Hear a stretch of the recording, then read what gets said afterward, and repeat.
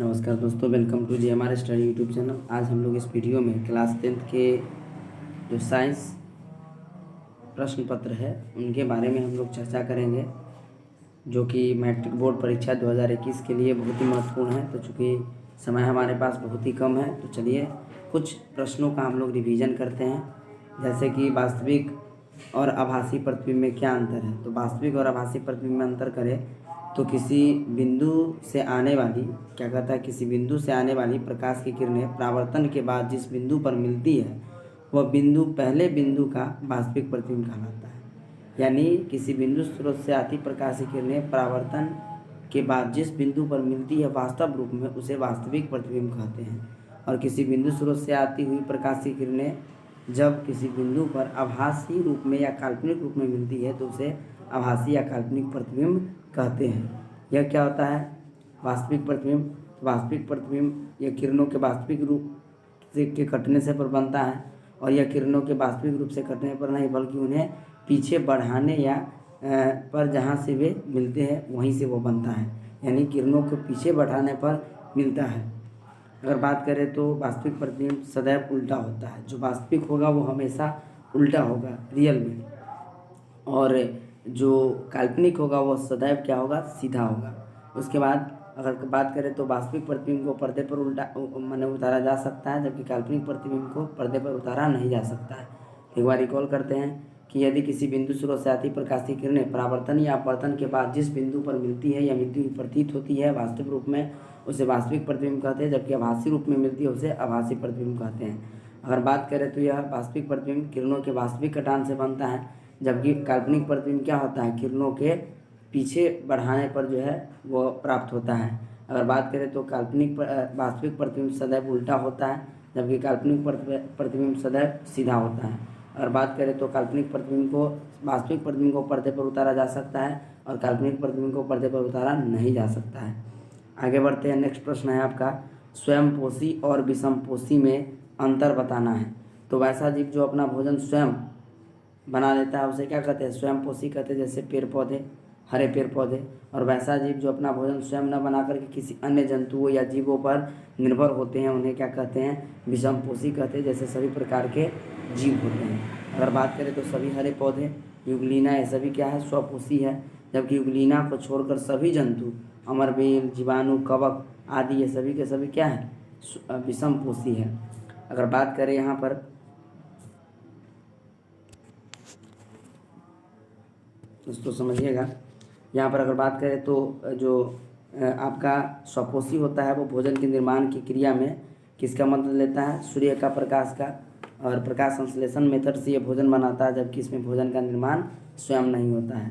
अगर बात करें तो इन्हें अपने भोजन के निर्माण के लिए अकार्बनिक पदार्थों की आवश्यकता होती है, जबकि इनको अपने भोजन के लिए कार्बनिक पदार्थों की आवश्यकता होती है। तो स्वपोषी और विषमपोषी में इस तरह से अंतर हम लोग बता सकते हैं। नेक्स्ट है आपका, अनुवर्तन गति तथा अनुकुंचन गति में क्या अंतर है। तो अनुवर्तन गति क्या होता है, इसमें पौधे उद्दीपन की दिशा में गति करते हैं। क्या होता है कि अनुवर्तन गति में पौधे उद्दीपन की दिशा में जो है वह गति करते हैं, जैसे छुई मुई का पौधा या जो भी है वो आपका ये अनुकुंचन में आता है। जबकि यहाँ बात करें अनुवर्तन गति में तो क्या होता है, पौधे उद्दीपन की दिशा में गति करते हैं। इसमें पौधे की उद्दीपन की दिशा में गति नहीं करते हैं, बल्कि पूर्व निश्चित दिशा में होती है। अगर बात करें तो प्रकाश गुरुत्व और रसायनों के प्रभाव से पौधे अनुवर्तन गति करते हैं। छुई मुई के पत्तों को छूने पर वे नीचे की ओर ही लटकते हैं, न कि स्पर्श की दिशा में। यानी कहने का मतलब अगर छुई मुई को अगर पौधा को अगर हम लोग छूते हैं तो हमेशा हमको पता है कि वो नीचे की तरफ ही वो मुड़ेगा, ऊपर की तरफ नहीं मुड़ सकता है। तो ये अनुकुंचन गति हो गया। नेक्स्ट देखते हैं, प्रकाश संश्लेषण में हरे पौधे क्या, जैसे प्रकाश संश्लेषण का प्रक्रिया क्या है। तो प्रकाश संश्लेषण कहेंगे पौधे जिस मूलभूत प्रक्रिया के द्वारा अपना भोजन स्वयं तैयार कर लेता है उसे प्रकाश संश्लेषण की प्रक्रिया कहते हैं। और प्रकाश संश्लेषण में हरे पौधे सूर्य के प्रकाश द्वारा क्लोरोफिल नामक वर्णक की उपस्थिति में CO2 और जल के द्वारा कार्बोहाइड्रेट का निर्माण करते हैं और ऑक्सीजन गैस बाहर निकालते हैं। इसी प्रक्रिया को प्रकाश संश्लेषण कहते हैं। संपूर्ण प्रकाश संश्लेषण की प्रक्रिया क्या है, तो 6CO2 + 12H2 और सूर्य प्रकाश बटा क्लोरोफिल C6H12O6 जो ग्लूकोज का फॉर्मूला भी है 6H2O + 6 O2। इस तरह से हम समझ सकते हैं ये हमारा क्या है, प्रकाश संश्लेषण की प्रक्रिया है। नेक्स्ट क्वेश्चन को देखते हैं कि धातु और अधातु को क्या करना है, रासायनिक गुण के आधार पर और भौतिक गुण को बताना है। तो अगर रासायनिक गुण को बात करें तो इलेक्ट्रॉनिक विन्यास, जो धातु होते हैं उनके बाह्यतम कक्षा में 1, 2 या 3 ही इलेक्ट्रॉन होते हैं, याद रखिएगा। जो धातु होते हैं उनके बाह्यतम कक्षा में 1, 2 या 3 इलेक्ट्रॉन होगा, यानी जिस परमाणु के बाह्यतम कक्षा में, यानी जिन तत्वों के परमाणु के बाह्यतम कक्षा में अगर 1, 2 या 3 इलेक्ट्रॉन हो तो समझ जाएंगे कि वो कौन सा है, धातु है, जैसे सोडियम, मैग्नीशियम। अगर बात करें तो धातुएं क्या होती है, विद्युत धनात्मक गुण प्रदर्शित करते हैं। धातु जो होता है वो विद्युत धनात्मक गुण प्रदर्शित करता है। धातुएं क्या होती है, आघात वर्धनीयता होती है और इनके कागज़ से भी पतले जो है पत्थर बनाए जा सकते हैं। अगर बात करें तो धातुएं तन्य होती है, अर्थात इन्हें खींचकर इनसे तार बनाए जा सकती है। अगर बात करें तो धातु के द्रव्यमानांक और क्वथनांक, तो धातुओं के द्रव्यमानांक एवं क्वथनांक उच्च होते हैं, चाहे वो द्रव्यमानांक हो, मेल्टिंग पॉइंट हो या बॉइलिंग पॉइंट हो, ये दोनों क्या होता है, हाई होता है। जैसे सोडियम और पोटेशियम इसके अपवाद हैं, इसके द्रव्यमानांक और क्वथनांक क्या होता है, निम्न होता है। अगर बात करें तो इसकी उष्मीयता और विद्युत चालकता, तो सभी धातुएं उष्मा और विद्युत के क्या होती है, सुचालक होता है, जबकि आपका उष्मा और विद्युत का सुचालक कौन हो गया, सभी धातुएं। धातुएं की सतह क्या होती है, विशेष चमकीली होती है। सभी धातुएं कठोर होती है, हथौड़े से पीटने पर धातुओं के एक विशेष प्रकार की ध्वनि उत्पन्न होती है, जिसे धातुई ध्वनि भी कहते हैं। नेक्स्ट देखते हैं, अगर रासायनिक गुण की बात करें, धातु के वो भौतिक गुण था, यहाँ बात करें तो रासायनिक गुण, सभी धातुएं ऑक्सीजन के साथ अभिक्रिया करके क्या करता है, ऑक्साइड बनाती है। और डायरेक्ट इससे प्रश्न पूछ लिया जाता है कि धातुएं ऑक्सीजन के साथ अभिक्रिया करके क्या बनाती है, तो ऑक्साइड बनाती है। अगर विभिन्न धातुओं को जल के साथ अभिक्रिया करके विभिन्न वेग से होती है, भिन्न भिन्न वेग होती है उसका, जैसे अगर बात करें 2Na 2H2 2NaOH + H2। अगर बात करें तो कॉपर, मरकरी, टीन, सिल्वर और गोल्ड धातुएं जल के साथ अभिक्रिया नहीं करती है, याद रखिएगा। कहेगा इनमें से कौन सा धातु जो है वो जल के साथ अभिक्रिया नहीं करता है, तो कॉपर, मरकरी, टीन, सिल्वर और गोल्ड, ये सभी जो है वह जल के साथ अभिक्रिया नहीं करती है। धातुएं प्रायः अम्लों के साथ अभिक्रिया करके अम्लों से हाइड्रोजन को मुक्त करती है, जैसे Mg+2HCl, MgCl2+H2, ये आपका हो जाएगा आंसर। नेक्स्ट बात करें तो क्रियाशील धातुएं अपने से कम क्रियाशील धातु के लवण के विलयन से कम क्रियाशील धातु को विस्थापित कर देता है, जैसे 2N+CuSO4 2NSO4+Cu। अगर Fe+CuSO4 है तो FeSO4+Cu। तो इस तरह से याद आप रख सकते हैं। नेक्स्ट प्रश्न को देखते हैं, ऊष्माक्षेपी अभिक्रिया क्या होता है, तो वह रासायनिक अभिक्रिया को ऊष्माक्षेपी अभिक्रिया कहते हैं जिसमें ऊष्मा के रूप में ऊर्जा उत्पन्न होती है या प्राप्त होती है। जैसे अभिकारक उत्पाद प्लस ऊर्जा ऊष्मा के रूप में होता है। हाइड्रोजन का जलना एक ऊष्माक्षेपी अभिक्रिया है, जैसे H2+O2 2H2O बना लेता है, तो याद रखिएगा। पीएच स्केल क्या है, तो पीएच स्केल क्या है, किसी विलयन की अम्लता या क्षारकता का एक माप है। किसी भी घोल का पीएच मान हाइड्रोजन आयन H+ की सांद्रता के विलोम के लघु गुणांक लोगारिथम की संख्या के बराबर होता है। यानी पीएच स्केल क्या है, तो पीएच स्केल एक ऐसा स्केल है जिसके द्वारा अम्लीय या क्षारीय गुण को दर्शाने का काम किया जाता है। जैसे पीएच बराबर क्या होता है, तो पीएच बराबर होता है -log1/H+। उदासीन विलयन का पीएच मान कितना होता है, 7 होता है।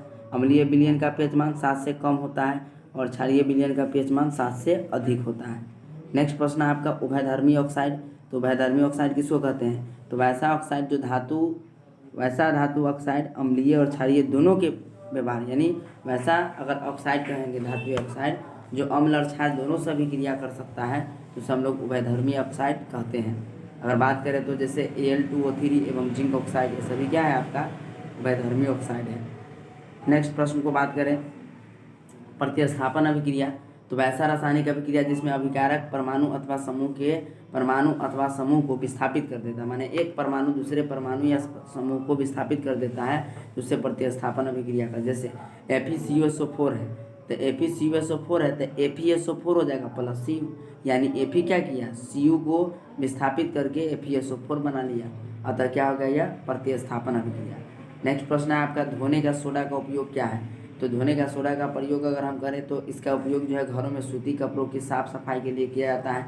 इसका उपयोग कांच, साबुन तथा कागज उद्योग में भी किया जाता है। बेकिंग सोडा क्या है, तो बेकिंग सोडा का उपयोग हम लोग सोडा अम्ल बनाने अथवा जो है अग्निशामक में भी किया जाता है, जैसे अग्नि को आग को बुझाने में भी किया जाता है। इसका उपयोग पाव रोटी तथा केक बनाने में भी किया जाता है, किसका, बेकिंग सोडा का। नेक्स्ट प्रश्न बनता है हमारा, निस्तापन एवं जारन भर्जन में क्या अंतर है। तो निस्तापन में अयस्क को हवा की अनुपस्थिति तथा हवा को सीमित उपस्थिति में इसके द्रव्यमान के नीचे गर्म किया जाता है।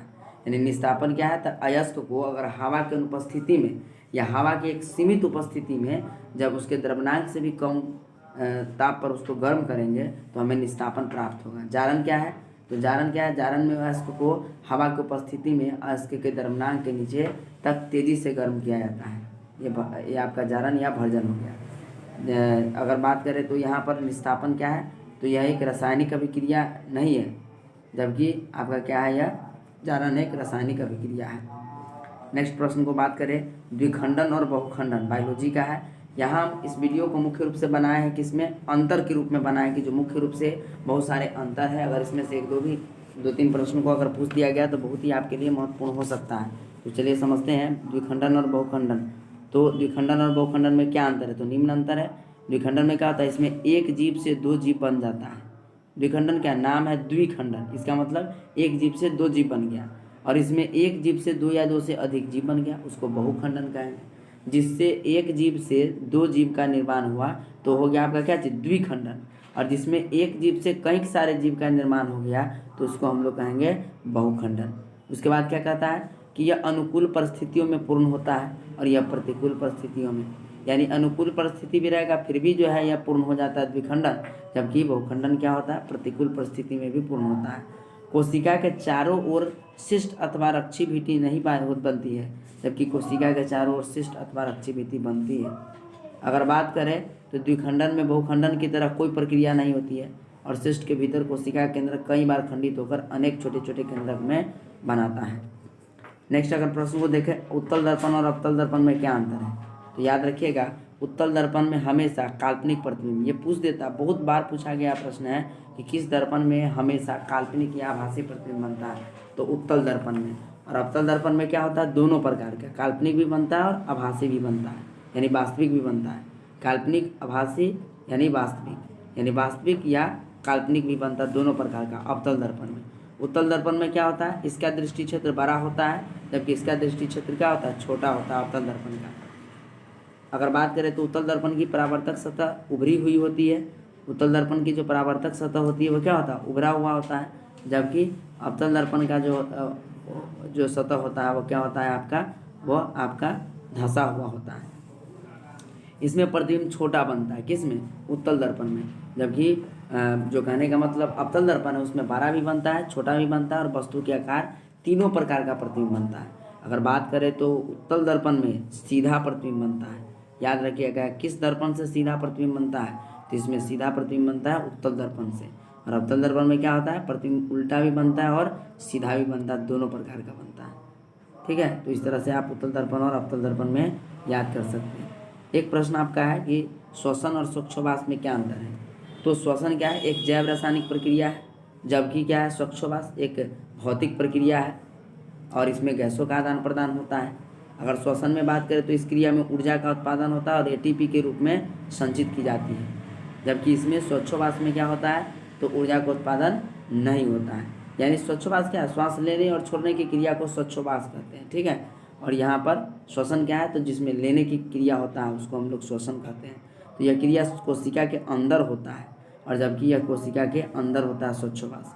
इस क्रिया में एंजाइम की आवश्यकता होती है श्वसन की क्रिया में, जबकि इस क्रिया में स्वच्छवास में एंजाइम की आवश्यकता नहीं होती है। श्वसन की क्रिया सभी जीवधारियों में होता है, जबकि स्वच्छवास की क्रिया केवल और केवल उच्च जंतु हैं उन जंतुओं में ही केवल और केवल जो क्या होता है आपका श्वच्छवास का प्रक्रिया होता है।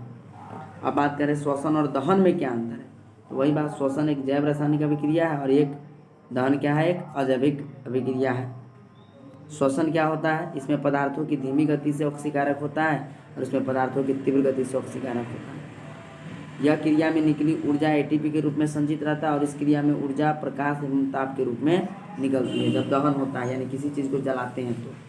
और श्वसन में क्या होता है, यह एक नियंत्रित क्रिया तथा कम ताप पर होती है, जबकि यह एक अनियमित क्रिया जो उच्च ताप क्रम पर होता है। इसमें ऊष्मा तथा प्रकाश की उत्पत्ति नहीं होती है, किसमें, श्वसन की क्रिया में, जबकि दहन की क्रिया में ऊष्मा तथा प्रकाश की उत्पत्ति होती है।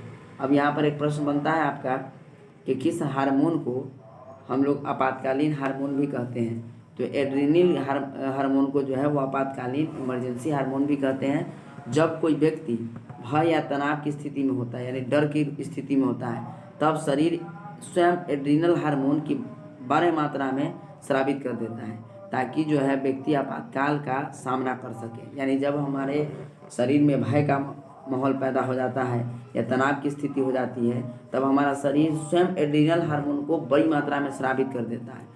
इससे जो हृदय की धड़कन होती है वह बढ़ जाता है, ताकि हमारी पेशियों को अधिक ऑक्सीजन की आपूर्ति हो सके। पाचन तंत्र तथा त्वचा में रुधिर की आपूर्ति कम हो जाता है और इन अंगों की चोटी एवं धमनियों के आसपास की पेशी सिकुड़ जाती है, और यह रुधिर की जो है दिशा हमारी कंकाल पेशियों की ओर कर देती है। डायफ्राम तथा पसलियों के पेशी के अगर संकुचन को सांस तेजी से लगने लगती है, और ये सभी अनुक्रियाएं मिलकर जंतु शरीर को आपात स्थिति से निपटने के लिए तैयार करते हैं। यानी आप इसके बारे में एक ही बात याद रखिएगा कि एड्रिनल ग्रंथि को हम लोग क्या कहते हैं, आपातकालीन हार्मोन के नाम से भी जानते हैं, क्योंकि इसका प्रयोग उस समय किया जाता है जब हमारे शरीर में जब डर का या भय का माहौल होता है, तो उस समय अधिक से अधिक मात्रा में एड्रिनल हार्मोन की बड़ी मात्रा में स्रावित होता है, और हमें जो है भय और डर से लड़ने में जो है हमारी मदद करता है एड्रिनल ग्रंथि। तो इस तरह से कुछ महत्वपूर्ण प्रश्नों का जो खास तौर पर अंतर वाले प्रश्न था, उनको हमने एक बार चर्चा किया। यदि आपको ये वीडियो अच्छा लगे तो GMR स्टडी यूट्यूब चैनल को लाइक, सब्सक्राइब और शेयर जरूर करें। थैंक यू, धन्यवाद।